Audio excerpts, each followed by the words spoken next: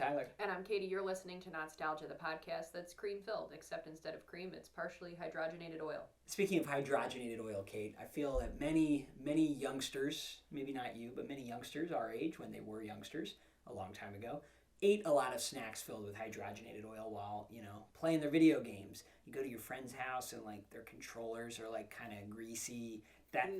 We were a little more of an OCD family, and it even extended to us kids with our video game systems. It was a pretty big sin in our house to eat, a Dorito and touch your controller. At least have the decency to wash your hands. But your parents did that right, at least. They did. You guys can have unlimited access to all video games. However, please wash your hands. Yeah, don't touch the cream-filled cake and then touch the controller. That's For the love of God, son, we have morals and standards. Video games and snacks do go together.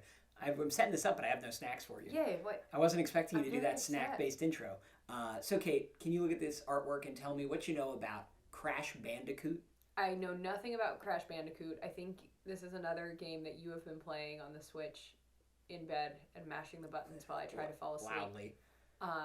Based on the cover art, I'm going to use my context clues. Okay. I see an evil tiki, I see a mushroom, and then I see this kind of manic cat that I assume is a bandicoot. Yeah, but it doesn't look like a real bandicoot. What does a real bandicoot Isn't look a bandicoot like a little marsupial? A bandicoot is really little. It reminds me kind of the elephant shrew that we see at the zoo sometimes. Cute? It's actually very cute. He doesn't look at all. So the creator's intention was to kind of take, they say it in their own writings about this, in the history, an animal that is real, but most people don't really know anything about because, in the great history of the Tasmanian Devil or Sonic the Hedgehog, Knuckles the Echidna, that was kind of their goal. They were really trying to fit into this genre of, cartoony platforming gameplay. Here's a 30-second commercial that'll kind of tell you what Crash Bandicoot's all about. Oh my God. What are you seeing?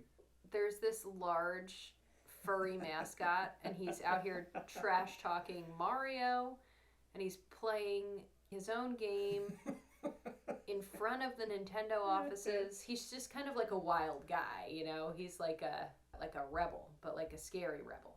Yeah, he's got a little attitude, Yeah, it's like the Sega. Yeah, so we, for anyone listening, we watched that documentary called Video Game Wars, I think. I think it's on Paramount Plus. It's hard to find. Console Wars? Console Wars, yes.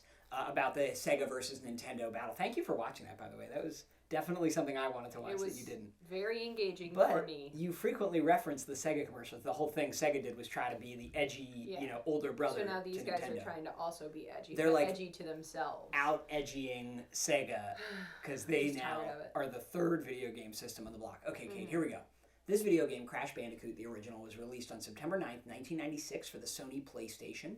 Just for reference, Super Mario 64, which we played not too long ago on this podcast, which often is credited as kind of the first big 3D character platforming game, did beat Crash out in Japan, because Mario 64 came out in June 96 in Japan, but actually Mario came out after Crash Bandicoot in America. I did not realize that. It was only 20 days difference, but this was like a race to get the first good 3D platforming game out, because again, this is during the shift from 2D to 3D games, which hard to imagine now, but was a big deal.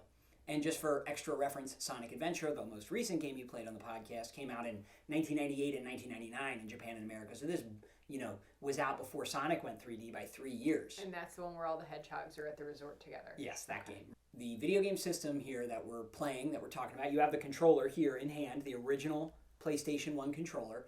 The Sony PlayStation was released in Japan in December 1994, and in North America in September 1995. And again, for reference, the Nintendo 64, Nintendo's console this generation, was out a bit later, June 96 in Japan and September 96 in America. So PlayStation beats Nintendo to having this first next generation, fully 3D capable video game system.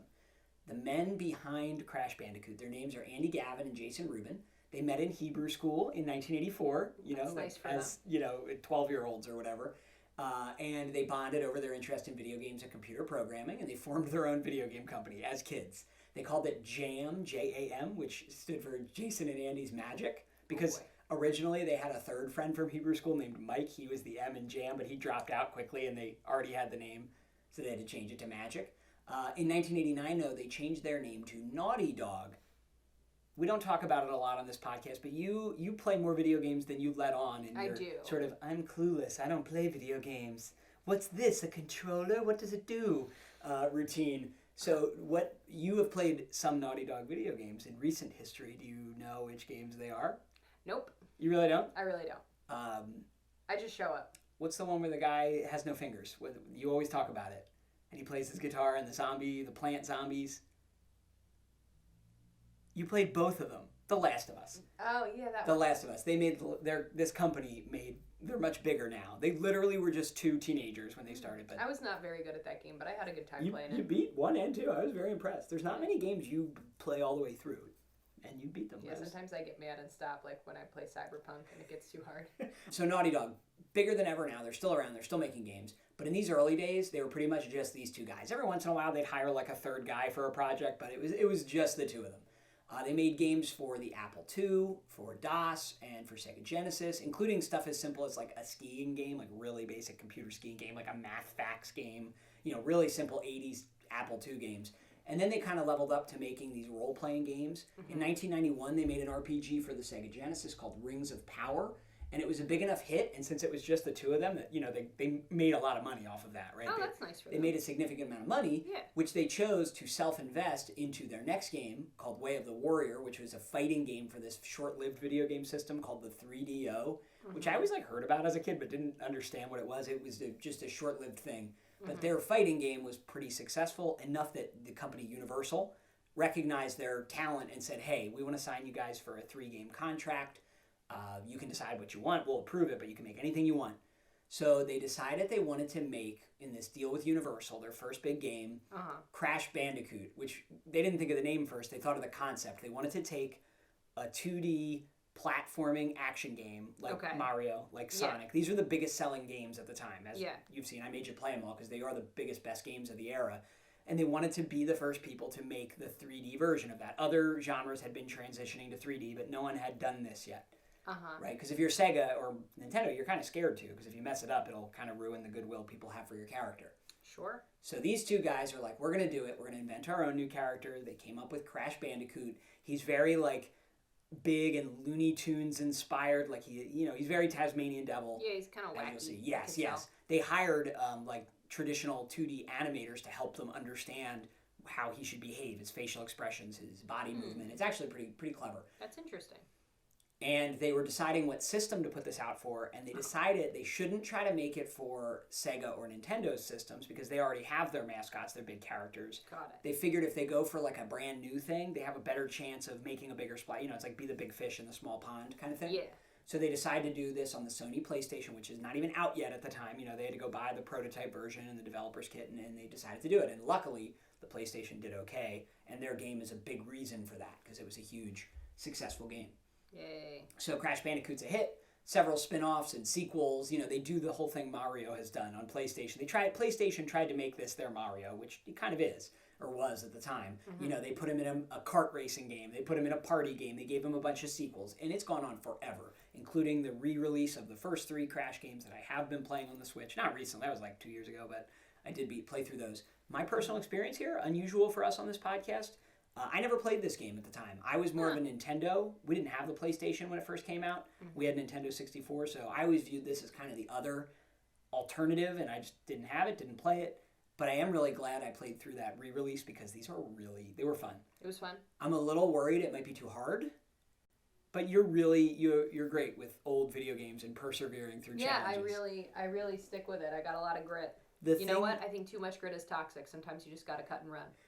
Welcome to your TED Talk. The thing that was a little tricky with this is that they were worried people wouldn't be able to sense the depth of things and correctly jump without dying because it's 3D. Yeah, because I'm really great at that. I think you'll do great. They were also worried that people wouldn't identify with a character whose butt you were looking at the whole time. Because with Sonic and Mario and old 2D games, you're looking at the side of them. Yeah. They were concerned that this would just be a butt. Did people identify with it even though it was just a butt? Well, no, what they did, as you'll see, they made him start facing the camera. So in the opening sequence, he's facing you, and then you turn around. Then they did a few levels that are sideways, and then they even made these levels, I don't know if we'll get to one, where you're running towards the camera, which I think will stress you out. The music's kind of fun. Why did they name themselves Naughty Dog? I didn't find that fact. Did they have one bad dog? You always criticize me correctly for having too much research and it's boring and long, and then you always have one question I don't have the answer to. You don't do the right research. The right research would be, which of their dogs was the naughty dog? You know, when I read the history oh my God. that they wrote about this story, they said when they drove and they relocated to LA as part of their Universal deal. I hit start? Yes, at the start of this, they had one of their dogs with them and he was very gassy. So I wonder if it has anything to do with him. They couldn't name it Gassy Dog, obviously. Why not? Why am I spinning so much? You're looking at the map. Oh, so is this where I live? Is that my home? This is like the overworld map, right? And you want to just press, I think, X or start to start the level. X. I'm spinning. Try start or circle. Okay. Nope, press start again. This is how I always felt as a kid playing on PlayStation. I'm going the other way now. Try square. I never knew what button to hit. Right, so here he is. Look. I've crash landed like a bandicoot. We get to see him. Oh my God. Then he does a sort of Tasmanian devil. Okay, oh yeah, let's get our controls figured out. All right, here, I'm going forward, and I'm going to whack these boxes. Correct. Oh, a man. You got an extra life. Or yeah, an extra man. I did nothing. As we used to say. That's an enemy. Can I hit him? Yes. I think you can either jump on him or spin onto him. Good. And he made this sound that went, pew! Let's figure out how to jump here, because if you fall in that pit, you're going to die. Try your buttons. There you go. This is jump. Okay. Right. Is that a pit? So you have to jump over I thought that it was pit. just like some texture. No. Woo! Oh, that was... Okay, look, get that tiki guy. Yeah, I gotta smack it. He seems culturally insensitive. However, that's not good. he is like an extra... Why can't I break these? You can't. They're just too hard. Is they that need my to be friend? Wooden. So that little guy is going to make it so if you get hit, he'll die and you won't. Oh so you my get God, kind of a I bonus. have this little servant who will die for me. That's not okay. Ready? Here I go. Nice. Oh! Oh, look, you got greedy there. Well, and that little man wouldn't die for me. No, if you fall in a pit, he doesn't save you. I'm eating all my apples. Good. All right, you know what to do. If I get enough apples, do I get a life? I don't remember. I'm smack him. I'm gonna smack him. There you go. All right, this is jump. Uh-huh. Here I go. Yeah, you're doing it. Oh, there's your guy. There's your little bonus guy. Can you go back and get him? Yeah. Oh, no. He makes some pretty racially insensitive noises. All right, don't fall in this time. All that happened, you had made it, and then you backed up into it. So just don't back up. Whoop, nope, okay. Or if you're going to back there, that's fine. Just avoid it. This is how I spin. Jump on that one. Okay, never mind. If you see an arrow on one, jump on it, and it'll, like, boost you into the air. I don't want to get boosted. Okay. I just need to... Oh, I ate another apple. All right, several pits of doom here for you. Woo! All right. Ready? Okay. Can I go around it? No. That'd be nice, wouldn't it? Woo! You did it, Kate. Now do not run into that crab. Good. I smacked that crab. You're doing great. I'm eating my apples. Is this a good time to tell you that if you were to destroy every box in the level, you'd get a bonus reward? But you already missed it. You missed 2. Oh my God. How rude of you. Do I get a second servant? Pick him up, can you? Yeah, he powers your guy up. What? Give me my food. I think now he can take 2 hits for you, I believe. Oh, look, I got an extra man. So, but what's the point? You're trying to get through the level. You're just trying to go forward until you can't go forward anymore. I did. No, you were just jump on top of that metal crate maybe. Or there you go, that's fine. Not like you physically can't go forward. You'll see an end of you'll know that it's the end, I promise. See, it's the depth is kind of hard to see. Yeah, this is dumb. I only played the remake and I'm looks eating so many apples. much I'm nicer. so hungry. Look how cute I am. Oh, munch. All right, look. Oh, that's a checkpoint. So if you die now, you'll come back here instead of restart the level. That's pretty good. Look, I got another servant. Wow, you got 3 guys. This is really not okay. Look at that. Oh, I'm wearing it now. This is really culturally insensitive. All right, Can I spin on him? Kill that turtle. Oh, you might be invulnerable temporarily by getting 3 power-ups. Now, you're not invulnerable to fall deaths, though. Woo! See? Good. Yeah, see, you had a temporary invincibility so there. I shouldn't have squandered it by squaring up to try and jump? Yeah, probably. But to be fair, if you hadn't squared up to try to jump, there's a good chance, ooh, wow, that you may have died. So I'm glad you squared up. I'm always squaring up because I want to fight. Look at you. I karate'd that box. It feels like there's a pit right over here. Yep, okay. Okay, I'm just not going to... Oh, that's do anything extreme, Crash. There it is. What's that, big butterfly? He's just very close to the camera. He looks around a lot. He's doing like his ab twists. I'm a ripped bandicoot. Don't ask me any questions. I have to make a choice. Yeah. I'm not making no choice. Go away from those mushrooms, Crash. Those look toxic. We're going this way. You've chosen poorly. What? No, I don't know. I don't remember what's on Is the that a pit? No, Smack your turtle right out of this continent. that spin move is pretty fun, isn't it? I do like spinning like that. So did this hold the children's attention? I mean, it sold well, so I guess so. Oh no. Should I go back this way? No, I wouldn't. Why? It's just the other path. I would assume you're going to fall into a pit because going the other way is a little harder sometimes to see. So you could go back that way. Oh, wow. Okay, look. Go in there. Go in that portal. That spinning orb? Yeah, you beat a level. In there. You beat a level, Kate. I'm not doing that. You got 99 apples. Oh, I was raptured. Crash Bandicoot wouldn't get raptured. Why not? He's a good boy. He's trying to stop Dr. N-Sanity. Or no, Dr. Neocortex. I don't know. I think you skipped the story scene. There's this big-headed guy who's like, he created you in a lab. I didn't ask to be created in a lab. Right. That's the point of this game. It's about... I'm trying to find my evil father figure. Yeah, it's about animal experimentation and cruelty. Okay, now that TNT box, do not spin into it. Oh, you're invincible, but it'll blow up. What you have to do is jump onto it and then run away. A skunk. Kill him. Blast these skunks. Yeah, so many apples now. Oh, watch out for that guy. That's like Audrey too. What does he want? I don't know. You may have to, I don't know how you beat him. Maybe try spinning near him. He looks like he would hurt you. There you go. I smacked him so good. Actually, it just looks like a piranha plant from Mario. Well, I'm done now. Defeated. That one spinning disc. All right, now look, this. What is that, my girlfriend? Yeah. See, they have a spin and then a pit. That's just to trick you. You did it, though. Oh, look, these poor skunks. Get down in the pit, you skunks. The skunks just, like, walk to their own death. That's sad. Oh, so did you. So did I. Wow, and you had your girlfriend, too. What a shame. What was my girlfriend going to do about it? So, there are bonus levels you can play where you have to save your girlfriend. Wait for these guys to go in the pit. There you go. You got your timing down, and that's what these games are all about. It's about timing. I'm just going to... Precise jumps. Just going to wait. You've played so many platformers now. You really are getting better. Slightly. Oh, look at that. You spun a skunk into that plant. That was cool. Go ahead. Try to defeat me. Good move. Here we go. Look, I got a girlfriend. All right. Jump it. I think later you'll get to do that girlfriend level if you survive. Wow, you keep getting defeated by the same pit. It's an optical illusion. Silence. I've got my creepy, culturally insensitive manservant. I will tell you, even as an adult playing through that remake, there were some levels that I probably played 100 times. Yeah, I heard it. It while never I was trying ended. To sleep. Is that a practice jump? Yeah, Tyler. Hey, go ahead, punch me. You had a little bonus life, but now you don't. So don't run into it. You've been flattened. Oh look, he gets flattened like a cartoon. You got one life left. I'm really good at this game, Tyler. Shut up. I died, Tyler. You did. All right, here we go. Oh, you got 3 girlfriend tokens. I played ahead for you. Got the girlfriend tokens. Let's do a bonus round. I want you to see. So this is a 2D level. Right? What does that mean? It's like a little more traditional. You know? I go sideways. Yeah.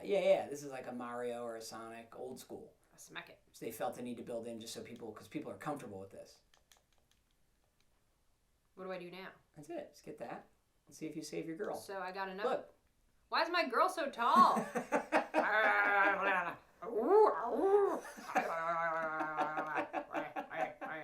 I love you. I love you. I love you. I love you.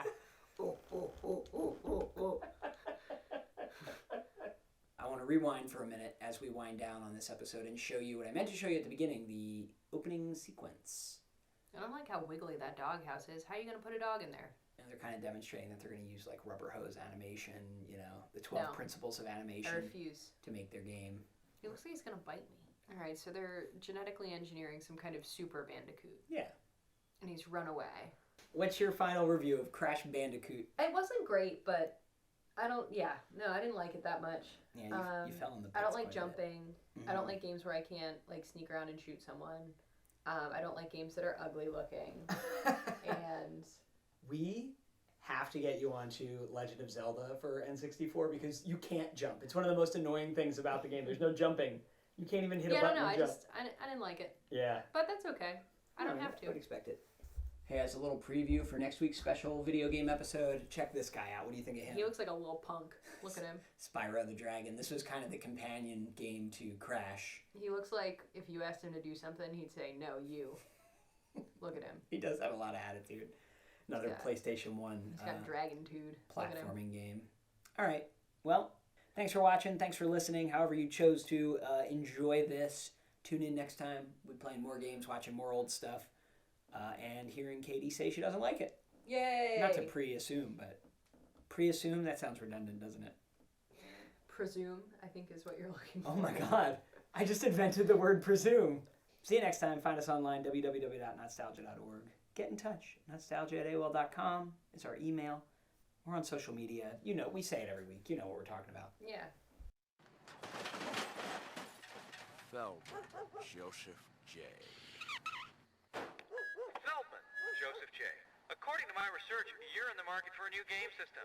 Are you aware, Mr. Feldman, that Sony's PlayStation has more than 150 games? NHL Face-Off 97, Jet Moto, Tobal #1, Destruction Derby 2, Crash Bandicoot. I could go on. I'm going to give you a personal demonstration. Get off my lawn, you freak. Coming up. Joseph J.